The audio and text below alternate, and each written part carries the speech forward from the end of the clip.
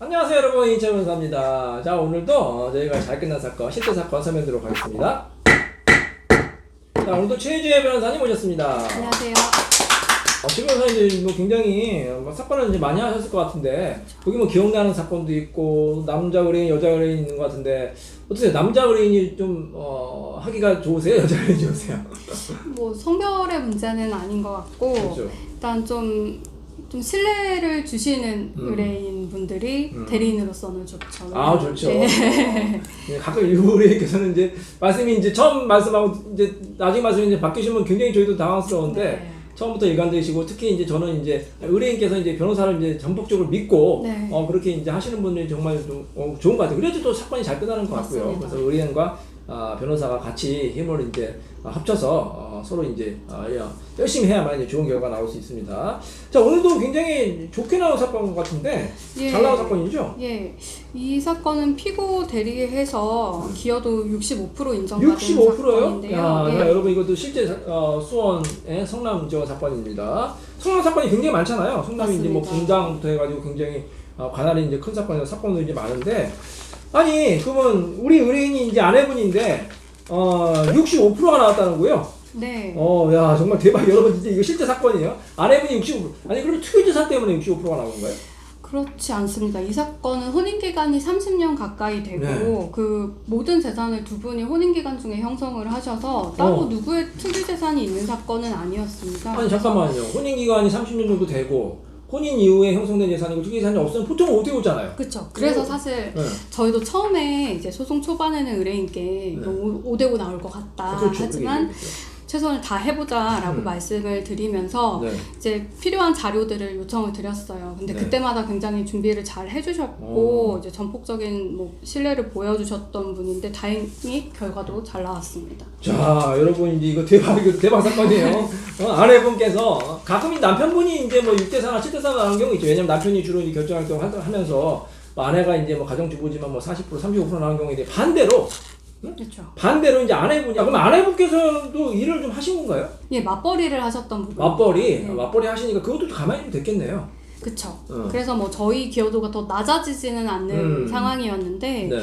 이 사건이 잘 나온 이유가 이제 네. 보통 이제 재산분할 비율 정할 때 부양적 요소라는 것이 있는데요. 부양적 요소라고 하는 것은 이제 이혼 후의 생활까지 고려하는 요소라고 할 수 있고, 이제 네. 보통은 뭐 엄마가 미성년 자녀를 키운다라고 네, 하면은 부양적 요소가 좀 고려된다고 볼 수 있죠. 그렇죠. 이제 이게 있어요, 여러분. 이제 재산 분할은 딱 이제 뭐 무조건 5대5다 그게 아니고, 예를 들어서 엄마가 자녀를 뭐 예를 들어서 뭐 두 명이나 뭐 키우고 있다 그러면 자녀 양육비가 많이 이제 들잖아요. 근데 양육비 받으면 되는 거 아니에요? 물론 양육비 받으면 되는데, 여러분 솔직히 그 양육비 갖고 키우기 쉽지 않잖아요. 사교육비도 얼마나 많이. 그래서 실무에서는 그거 고려해야 돼요. 그래서 자녀를 키우는 사람한테 아무래도 재산 분할이 조금 더 많이 가게 돼 있어요. 그게 특히 조정할 때도 그렇고. 그러면 이 사건 같은 경우에도 미성년 자녀가 있었나요? 아니요, 이 사건은 자녀가 성년 성년. 자녀였습니다. 잠깐만요. 성인 자녀면 사실 뭐 양육비를 줄 필요는 없는 거 아닙니까? 줄 그래서- 필요가 없고 크게 고려를 안 해도 될 것 같은데? 그렇죠. 근데 이제 요즘 뭐 취직하기도 어렵고 맞아. 캥거루족이라고 하죠. 네. 성인 돼서도 그냥 품에서 벗어나지 못하고 그런 자녀들이 있잖아요. 뭐 우리 사건이 절대 그런 건 아니고, 이제 계속 본인이 빨리 이제 독립해가지고 돈을 벌어야 되는데 부모한테 계속 생활비 타면 사실 부모가 얼마나 힘들겠어요. 그렇죠. 그래서 자녀가 성인이 되더라도 사실 좀 자리를 잡기 전까지는 부모의 경제적 지원이 계속 필요한 그렇죠. 현실이 잘 반영된 판결인 것 같습니다. 대학교 다니면 대학 등록금도 되고 생활비도 심지어는 사업자금까지 네. 해달라는 그런 자녀가 있으니까 부모가 얼마나 힘들겠습니까? 근데 사실 그걸 법적으로 인정받기 어렵잖아. 이 사건에서 네. 우리 의뢰인이 성인 자녀가 뭐 예를 들어 2명 있다. 그럼 2명을 키워야 되니까 그 비용 감안해달라고 하면 법원에서 인정 안 해주잖아요, 보통. 그렇죠. 그런데 이제 그 부분을 좀 저희가 강조를 했고, 네. 이게 굉장히 이례적으로 판결문에도 네. 피고가 향후에도 이제 막 성년이 된 자녀들을 돌보면서 경제적 지원을 할 필요가 있어 보이는 점이 근거가 돼서 네. 65% 기여도를 인정받았습니다. 야, 이것도 대박으로 잘 끝난 거네. 그래서 이제 보통 저희가 이제 조정할 때는 이렇게 얘기해요. 뭐 애들이 대학생이면은 대학 등록금 내야 되는 거 아니냐. 그거 감안해달라. 아니면 또 심지어는 뭐 결혼 비용까지 네. 감안해달라 이렇게 하는 것 같은데, 이 사건 같은 경우에는 뭐 성인 자녀가 이제 있는데 그것까지 이제 법원에서도 굉장히 꼼꼼하게 잘 보셨네요. 그렇죠. 너무 감사하게 생각하고 있습니다. 다시 한번 이제 수원 성남지원 뭐 저희가 뭐 법원에 뭐 잘 보려고 하는 게 아니라 정말 이런 재판부 훌륭한 재판부예요. 왜냐하면은 그냥 형식적으로만 판단할 수가 그쵸. 있거든요. 아니 뭐 네. 자녀가 성인인데 그거 무슨 상관이에요? 그거는 빼요. 그거는 이제 고려 안 돼. 이렇게 할 수도 있는데 법원께서는 성인 자녀지만 실질적으로 이제 어머니가 이제 자녀를 키워야 되니까 돈이 많이 든다. 그거는 이제 현실적인 거를 이제 보신 거죠. 그러니까 저는 굉장히 이런 부분을 높게 평가하거든요. 이 법이라는 게 어떻게 보면 이게 또 형식적 법치주의, 실질적 법치주의 이런 게 있잖아요. 형식적인 것만 너무 강조하면 안 되거든요. 특히 이혼 사건 같은 경우는 실질을 보셔야 돼요. 실질적으로 정말로 부부가 뭐가 힘들었는지 어디에 돈이 들어가는지를 보셨는데 이 재판부는 굉장히 꼼꼼하게 잘 보신 것 같습니다. 맞습니다. 그만큼 최 변호사님 또 많이 또 노력하신 것 같아요. 어떻게 좀 네. 입증을 하셨어요?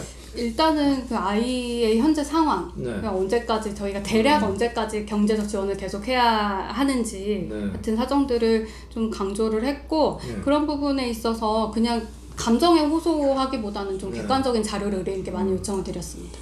예. 정말로 이제 노력하셨는데 자, 이렇게 결과 나오니까 의뢰인 반응이 어떠셨어요? 저 너무 좋아하셨고 이분도 이분께서 담당 변호사가 일을 일사천리로 해주셔서 그게 너무 고마웠다라고 저한테 말씀을 해주셨는데 사실 오히려 저희가 더 감사하거든요. 왜냐면 뭔가를 요청드리면은 정말 성의 있게 준비를 항상 해주셨어요. 그래서 그 덕에 이제 같이 시너지 효과가 났던 것 같습니다. 우리 이제 변호사 입장에서는 의뢰인께서는 이렇게 좀 하면은 변호사 협조가 잘 된다. 좀 그런 게 있을까요?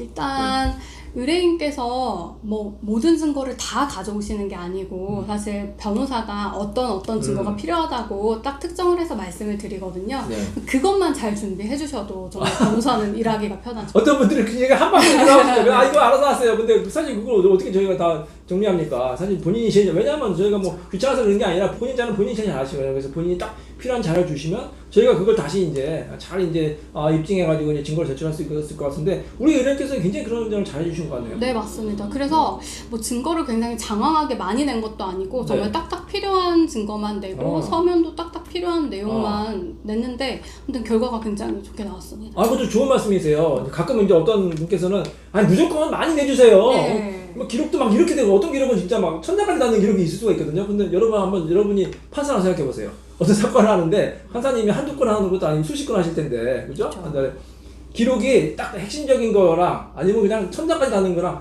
아마 보기도 싫을 거예요. 맞습니다. 이런 거 보기도 힘들고 자세히 보고 사람인데 어떻게 그걸 자세히 보겠습니까? 그래서 핵심적인 거. 근데 요건 사실이라고 하잖아요. 요건 사실만 핵심적인 거. 예를 들어서 이혼한다 그러면 이혼 사유, 재산분할하면 재산분할에 대한 기여도, 아니면 우리 사건 같은 경우에는 자녀에 대한 부양료 이런 걸 딱 핵심적인 거를 주장을 하고 그 주장하는 걸 입증하는 입증자를 내면은 법원에서도 굉장히 판단하기 쉬우실 거 아닙니까? 네. 그죠? 그래서 저도 이제 많이 들어요. 이제 법원에서도 굉장히 자료를 그냥 장하게 많이 주장하거나 내지 말아라. 핵심적인 것만 주장하고 내라. 그런 말을 많이 듣거든요. 그래서 사실 변호사도 그걸 또 해야 돼요. 변호사가 그런 걸 잘해야지 의뢰인이 원한다고 해서 그냥 다 장하게 막 다 내고 하면 그건 사실 별로 좋은 게 아니거든요. 맞습니다. 이 사건은 또 우리 최 변호사님께서 잘 그렇게 끝내신 사건 같습니다. 자, 오늘 사건도 잘 끝냈는데 우리 의뢰인분께서도 이제 건강하고 행복해지시기 바랍니다. 자, 이인철 변호사의 사건 여기서 마치도록 하겠습니다.